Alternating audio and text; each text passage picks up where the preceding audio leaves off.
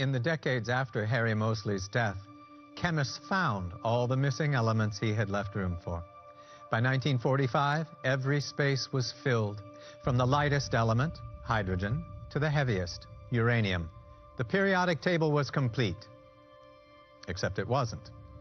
By this time, the next generation of element hunters had already begun a whole new chapter.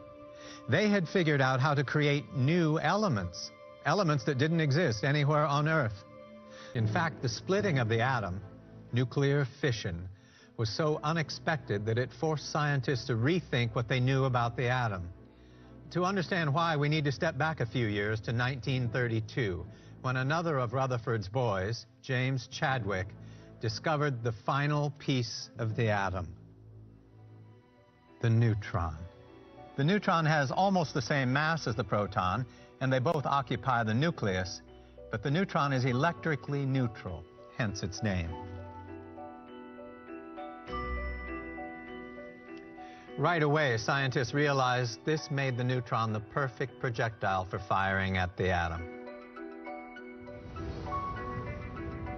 Unlike those positive alpha particles that Rutherford and his students had been using, it would not be repelled as it approached the nucleus.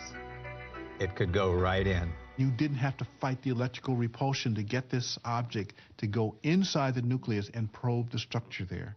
One of the first to use the neutron in this way was an Italian physicist named Enrico Fermi. In 1934, Fermi began firing neutrons at uranium atoms, creating a shower of fragments he would then analyze. He found that a neutron sometimes chipped off a piece of the uranium nucleus, lowering its atomic number and turning it into a different element, a few spots lower in the periodic table. But some of Fermi's fragments didn't match any of the elements just below uranium. What could they be? Fermi concluded that sometimes an incoming neutron is absorbed by the uranium nucleus and then spontaneously changes. The neutron becomes a shapeshifter and changes itself into a proton. But when you change the number of protons in the atom, you change the chemistry, you have changed the identity of the atom.